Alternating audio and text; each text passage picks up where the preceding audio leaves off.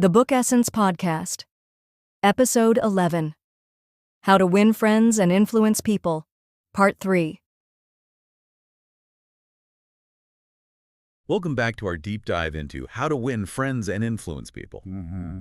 We left off last time talking about really understanding others. Seeing things from their side. Yeah. And showing genuine appreciation, too. Like you said, foundational stuff. Definitely.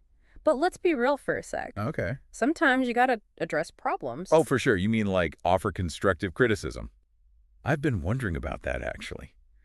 How do you do that well? It's tricky. Without making people resent you? That's what's got me thinking about these next chapters. They're really interesting. You hit the nail on the head. Starting with chapter 21, the power of the challenge. A challenge. It might sound counterintuitive, but sometimes challenging someone is better than just trying to persuade them. Explain that one to me. Well, think about it. Most people, even if they don't say it, they want to prove themselves. Oh, yeah, like rise to the occasion. All right. A challenge just taps into that, gives you something to aim for. To test yourself against. Exactly. Yeah. Like that example with Charles Schwab, remember? Yeah. The steel guy.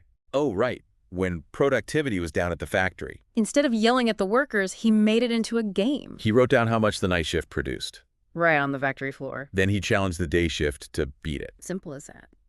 And it worked. They saw that number and bam, competitive instinct. I wanted to win. Suddenly, it wasn't just work, it was like a contest. What's cool is that this works on so many levels, like our need for achievement, feeling in control, even just mastering something difficult. It makes you think about those times when UV felt that, right? Like, I'm going to prove I can do this. Oh, totally. It could be anything. Yeah. Fitness goal, work project. Have you experienced that yourself? For sure. When I was learning, let's just say, a pretty technical skill, Okay. it was frustrating at first. Then I thought of it as a challenge, and it changed everything. It's almost like making it a game takes the pressure off. Maybe. But you still want to win. Yeah. So, okay, we've got that spark lit, but then what about when you have to give feedback, like even criticism? Chapter 22. Carnegie's got us covered. He uses this barber analogy. A barber. They wouldn't just start shaving you without lathering you up first. Oh, okay. It's the same with criticism. You gotta soften things up. Make the other person more receptive. Exactly. And that means starting with genuine praise. That reminds me of the Lincoln example. He was great at winning people over. Even his opponents. Yeah, political rivals, he'd find anything to compliment them on before saying, but hey. Smart, right?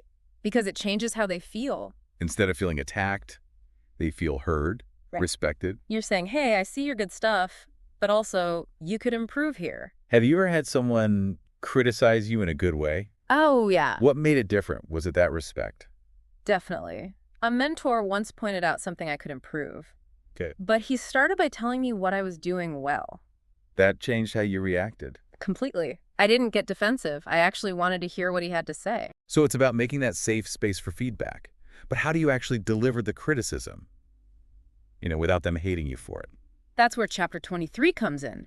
Indirect criticism. Subtle questions. Like gentle nudges in the right direction instead of being blunt. Yeah. The example that comes to mind is the one with the boss and his secretary's letters. Oh, right. He didn't say your writing is bad. Nope. He showed her some of his old letters. And he pointed out things he'd learned over time. It was so subtle. But so smart. She saved face. And she figured it out herself. It probably made her curious, too. It makes me wonder, if you were learning something new, would you rather someone be harsh, or would you want that subtle guidance? Honestly, I'd learn way faster if someone wasn't just telling me I was messing up constantly. You're hitting on something key here. It's about letting people keep their dignity. Right. While still helping them improve. And Carnegie takes it even further in chapter 24. He says the best way to correct someone might be to admit your own flaws first. Wait, what? Admitting your mistakes? Yeah. How does that help? Think about it. When you do that, it shows humility. You're not acting all high and mighty. It puts you on the same level as them. And that makes them more open. It disarms them. Like in that story, he corrected an employee. Yeah. But he started by saying, hey, I've made that same mistake tons of times. And the employee? They relax. They actually listen to the feedback. Interesting. I've used that technique myself. Oh, yeah. It's amazing how quickly you can diffuse things when they're getting tense. It stops being about blame. It becomes a shared learning experience, more like... Have you seen that happen? I think I have, now that you mention it.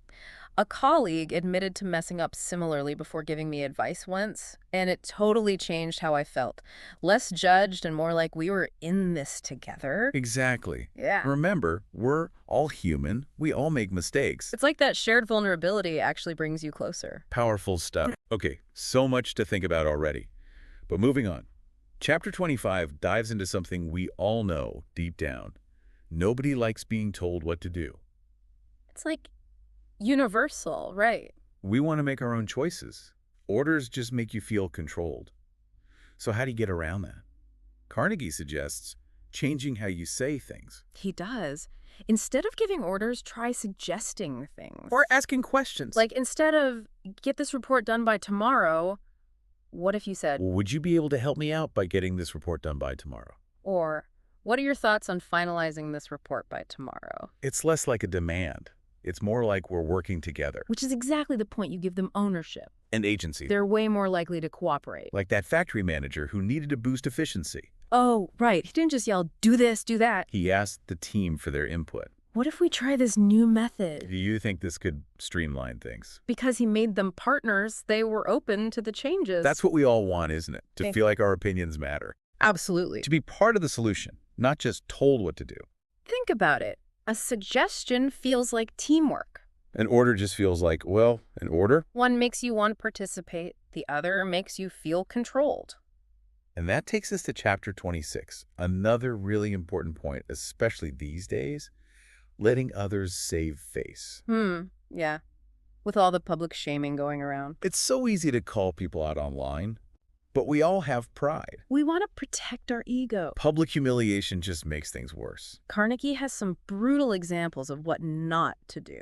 Bosses yelling at employees in front of everyone. Teachers shaming students publicly. This makes people resentful and defensive. Instead, he says, be empathetic, even when you need to address a problem. Do it in a way that lets them keep their dignity. Like President Coolidge. Remember, he let that cabinet member resign. Instead of firing him outright, it was so tactful. It shows how important it is to think about other people's feelings. Even when things are tough.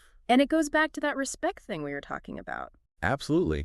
Understanding that everyone has their own struggles going on. Yep. And you need to be sensitive to that, to keep those connections strong. Makes sense.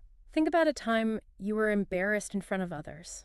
Oh, man. Did it make you want to learn from it? No way. When I've been publicly shamed, I just shut down. I'm too busy trying to protect myself to actually learn anything. It's a totally normal reaction. Shame makes you defensive. It's the opposite of that safe learning environment we were talking about before. Okay, so be sensitive. Preserve dignity. But what about when you want to actually motivate someone? Chapter 27 talks about something we all crave, right? Encouragement. Yeah. Carnegie says it's way more effective than criticism for making lasting changes. Criticism can make you feel down, like you're just focusing on what's wrong. But encouragement highlights what you're doing right, even the small wins. He has some amazing examples. Like Charles Schwab again, he never stopped encouraging his employees. He thought even small improvements could spark something in them. Help them reach their full potential. And that story about the teacher who turned around a failing student. Just by telling him she believed in him. A few words of encouragement made all the difference. Think about it. What's something you're good at? Did encouragement help you get there? You know, I've always loved learning new things, diving into complex topics. Okay. And I was lucky to have teachers who nurtured that. Their encouragement made you feel like it was valuable. It did. And it made me want to keep learning, keep exploring. That's a great example. It's not just about praising results. It's about encouraging the love of learning itself. It makes you wonder how many talents are out there that never get a chance to bloom. Right. Because people didn't get the encouragement they needed. It's a reminder that our words matter. We can use them to build people up, not tear them down. Totally. Encouragement creates this ripple effect.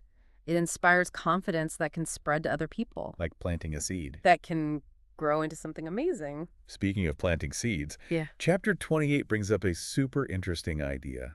The power of a positive reputation. Yeah.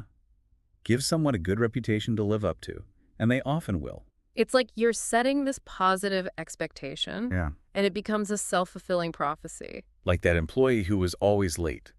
Then his boss started saying he was dependable. And he started showing up on time. It's wild how a change in perspective can do that. It's like you're giving them a new way to see themselves. And they start to believe it. We also talked about the failing student who was about to drop out. And his teacher told him she knew he could succeed. He turned his grades around, graduated with honors. And the rebellious son, who was always getting into trouble, his father focused on his good qualities instead of his bad ones. And the son started making better choices. It's amazing how a few positive words can change someone's whole life. Have you ever felt like you were trying to live up to a good label someone gave you? Definitely. When someone sees the best in you, it's so motivating. You want to become that person they believe you can be. It's not faking it. It's striving to become that ideal. And that striving can lead to real change. Our words have the power to shape not only our own reality, And also the reality of the people around us. Exactly. Okay, we've covered a lot. Challenges, criticism, dignity, encouragement, reputation. And just when I think we've hit it all, Chapter 29 comes in with another gem, making faults seem easy to correct. I love this one. It's recognizing that when something seems huge and impossible, You feel overwhelmed. discouraged. You give up before you even start. But if you think it's manageable, you're way more motivated to try. Carnegie says we can help by framing things positively. Break the problem down into smaller steps. Like that employee who was almost fired.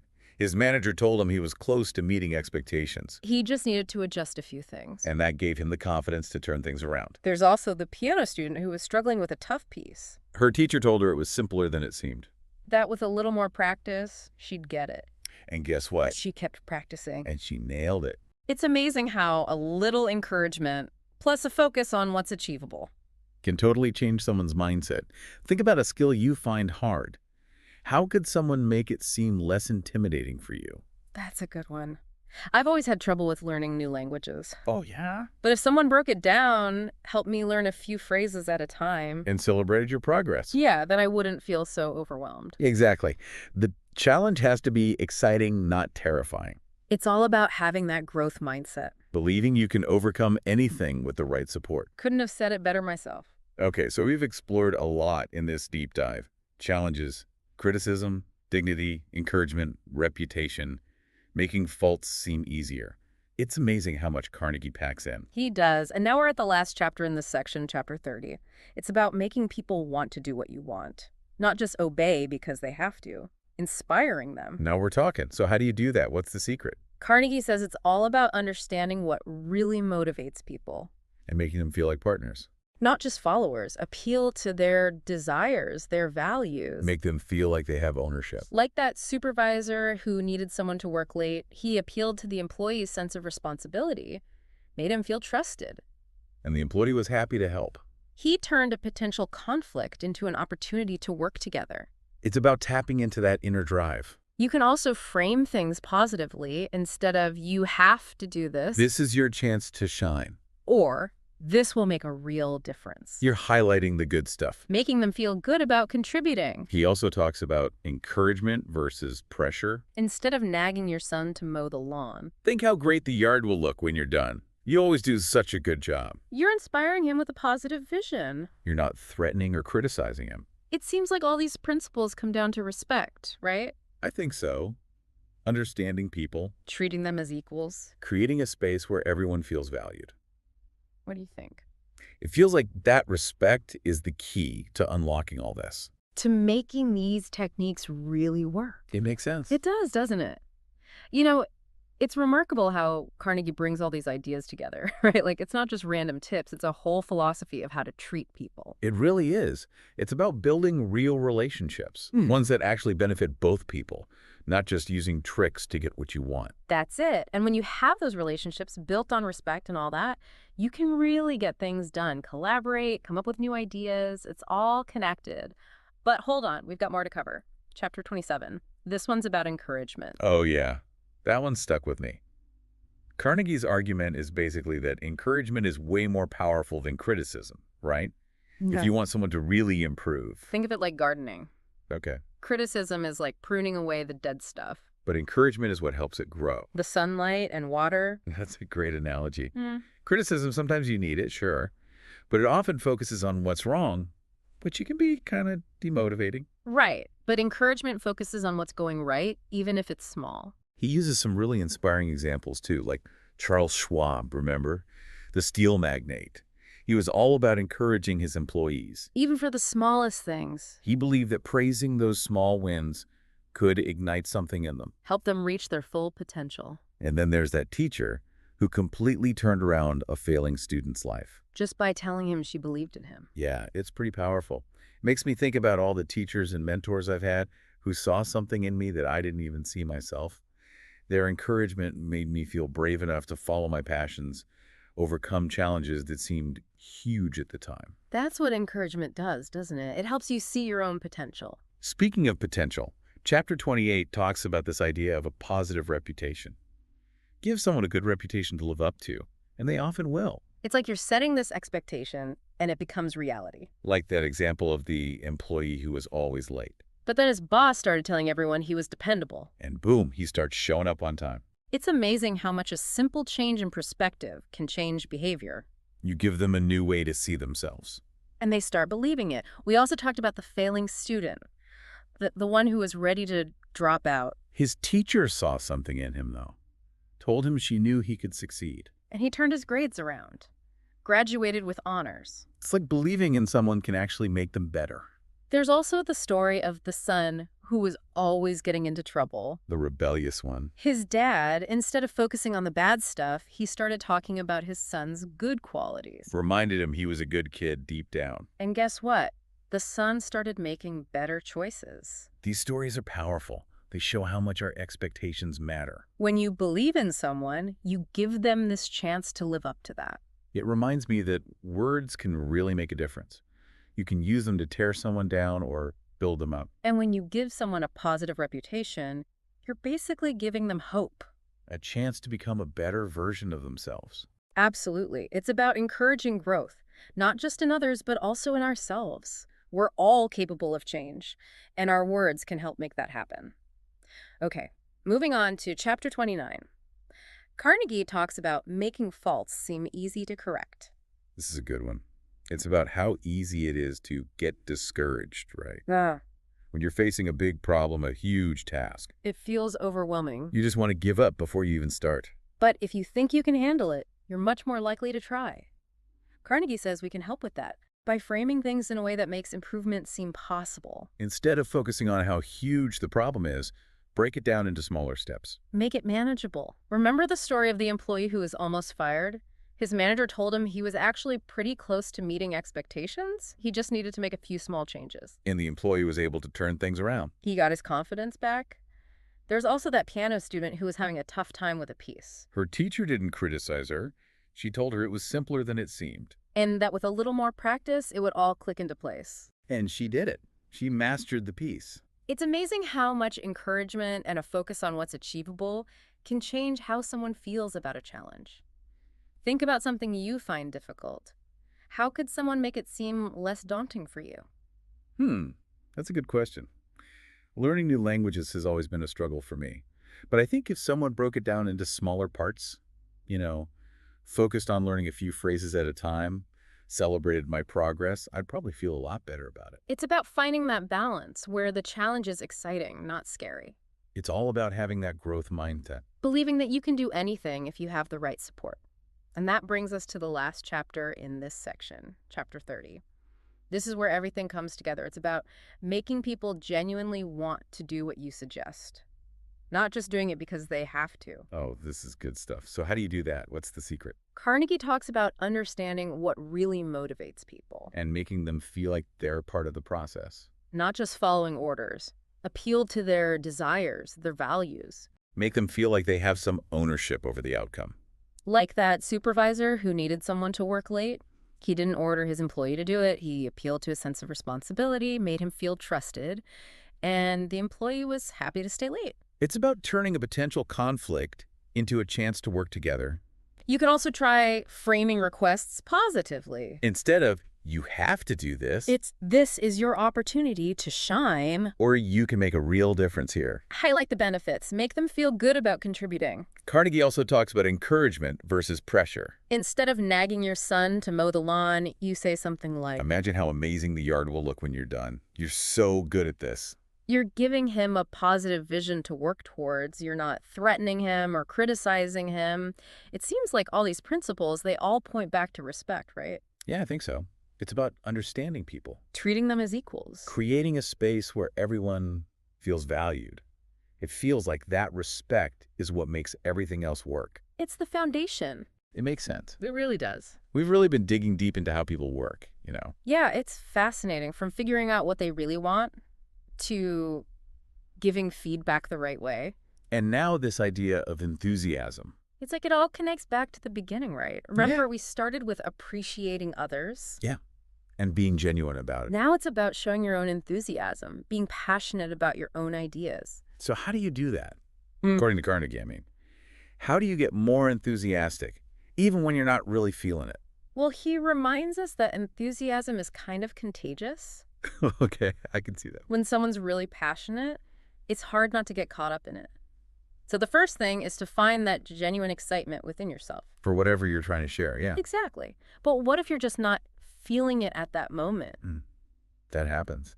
Are there tricks for, conjuring up that energy? Carnegie has a few. One is that acting enthusiastic can actually make you feel more enthusiastic. It's about changing your mindset. Focus on the good stuff, the parts that excite you, and let that show. Like putting on rose-colored glasses. You start seeing the positive, and that fuels your enthusiasm. Exactly. And it's not about being fake. It's about choosing to focus on what you genuinely like. Even if it's just one part of a bigger project. He gives the example of that sales team that was struggling. Oh, right. They weren't meeting their quota. Their manager came in super pumped about the product. And it totally changed the team's energy. They went from feeling down to feeling inspired. And they ended up crushing their goals. It shows how much your attitude affects the people around you. It's like that saying, your energy introduces you before you even speak. Totally. You got to bring that good energy, even if you have to fake it till you make it at first. Okay, so we've covered so much. Challenges, criticism, dignity, encouragement, reputation, making things seem easier, and now enthusiasm. Wow, we really have. It's amazing how much is packed into this book. So as we wrap up this whole deep dive into how to win friends and influence people, what are the big takeaways for you? I think the biggest one for me is that influence isn't about manipulating people or controlling them. It's about connecting with them, Genuinely. building those real relationships, understanding what people want. And helping them achieve it. Yeah, it's about those basic human needs, recognition, belonging, feeling like you're growing as a person. Totally. And it's about empathy, too. Really trying to see things from other people's perspectives. Finding solutions that work for everyone. And remembering how powerful our words are. Yeah. We can use them to make people feel good. Or to tear them down. It's a choice we make every time we speak. As we go forward, I think the key is to remember that this isn't just a bunch of tricks. Right, it's a way of life. A way of treating others with respect, understanding, and genuine connection. Well said. And for everyone listening, we hope this deep dive has given you some new ideas, some tools you can use in your own life. Remember, it's not just about making friends or getting people to do what you want. It's about something bigger. It's about building those strong relationships. Working together. Making the world a better place. Thanks for joining us on this exploration of how to win friends and influence people. We hope you've enjoyed it as much as we have. Keep learning, keep growing, and keep connecting with the people around you. See you next time.